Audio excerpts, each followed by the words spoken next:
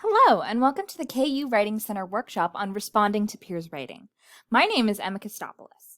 I'm the workshop coordinator at the KU Writing Center, and today I'm going to talk to you about some of the principles and practices of effective peer review.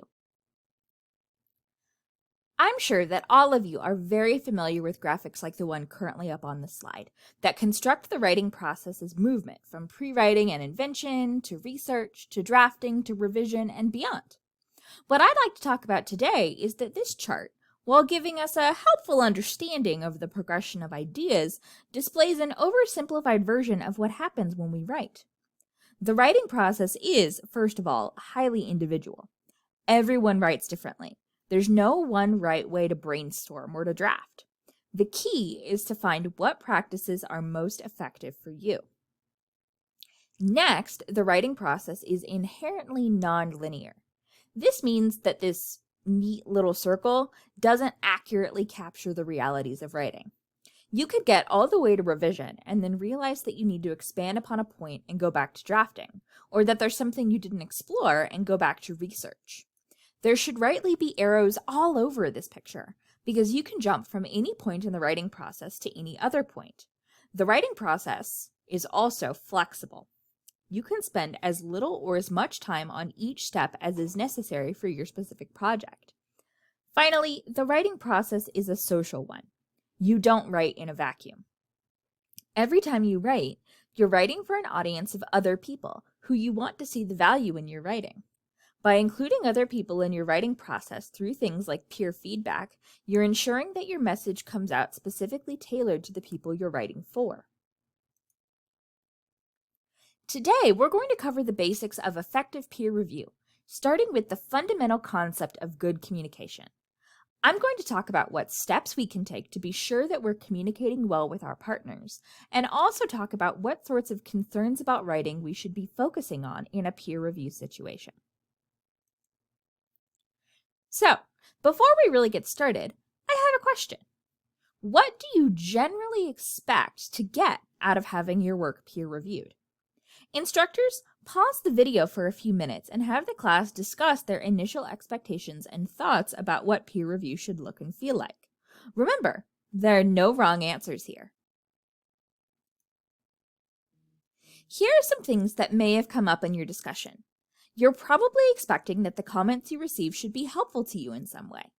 You should also ideally want the experience to be positive for both you and the person you're working with, so no hurt feelings or negativity. You should want you and your partner to have mutual respect for each other's opinions, so your comments are taken seriously. And finally, you should hope to come out of peer review with a clearer understanding of why you wrote your work the way you did in the first place, since it's now being questioned by an outside reader. All of these things are possible with good communication. When you're engaging in peer review, it is of the utmost importance to remain respectful of your partner and their writing. They probably put a lot of work into what you're reading, and so it would both be very mean and unproductive to be overly critical and negative. When peer reviewing, keep the following questions in mind. What is it that you want your reviewer to look for in your paper? Do you want them to point out every single grammar error, or do you want them to grapple with the arguments and ideas? Treat the paper you're reviewing with the same care you'd want others to treat your work. When writing comments, think about how you'd feel if they were directed at you. Are your words kind and helpful? If not, rethink your statement. Finally, think about what sorts of emotions your comments are going to bring out. You should try to suggest things in a way that will motivate people to work on their writing more, and not embarrass them into thinking their writing isn't worth the effort. There are two major steps to giving good communicative feedback. The first is to compliment the piece of writing. If all of your comments are things to work on, the writer might think that they didn't do anything right. So regularly find things to point out that the author did well. Then you can suggest areas for improvement. The example on this slide deals with the author's argument not being supported across all paragraphs. Remember to still be respectful as you're suggesting, and always suggest, never direct. Don't tell them exactly how to fix their paper, though you can offer options. Make sure your comments are detailed, since this is taking place via written communication. While you should never tell someone exactly how to fix their paper, you should offer help towards potential solutions so they can improve their writing themselves. An easy way to do this is to include a follow-up question after a comment. For example, if you're having trouble seeing how an idea connects to their thesis statement, you can say, "I think you might need to expand on this more. How does it tie into your thesis?" By asking the question, you're making the writer really think about why they included this point in the first place.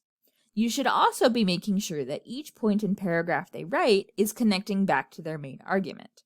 If you can't see the connection, state that and ask questions about what might be missing. When reviewing a paper, there are two types of concerns to look for: higher order and lower order. Higher order concerns are things that affect the argument of the paper and how well the reader can understand it.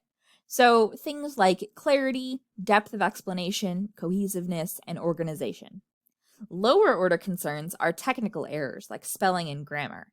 When peer reviewing, always deal with higher order concerns first, since lower order concerns are easily addressed later on. When commenting, you should move your comments from the general to the specific. The most general comment you can make is something about the paper as a whole. Did the argument work or not?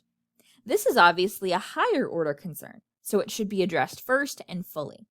Then you can move into discussing issues with specific paragraphs, which are more specific. Finally, you can address problems with specific sentences, which can tend to be more about lower order concerns. While correcting grammar isn't always the most helpful thing you can do in a peer review, lower order concerns can become higher order if they happen often enough or severe enough that the reader has trouble understanding the writing. Should you choose to comment on a lower order concern after all the higher order concerns, make sure you address it generally and not as a sentence-by-sentence markup. Make a statement like, "Throughout your paper, I noticed a pattern of this problem." Then explain why it was a problem. Did it confuse you or make the paper hard to read?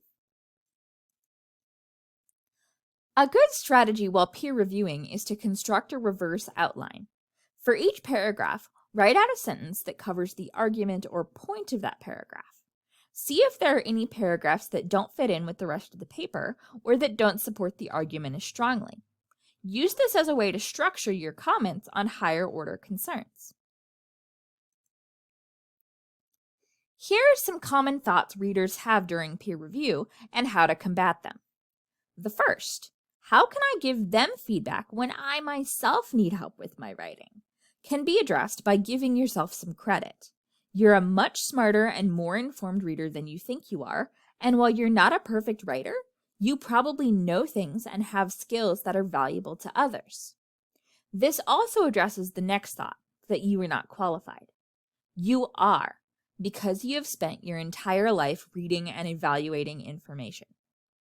The third thought, I don't want my comments to sound mean, can be addressed by using the tenets of respect that we covered earlier in this presentation. What if they don't agree with me? Is a common fear of reviewers, but the writer disagreeing with your comments does not render your comments invalid. You are a reader with a particular perspective, and it will serve the writer well to listen to you. The thought, I'm not good at grammar, is handily solved by the fact that grammar is a lower order concern, and thus not what you should be focusing on.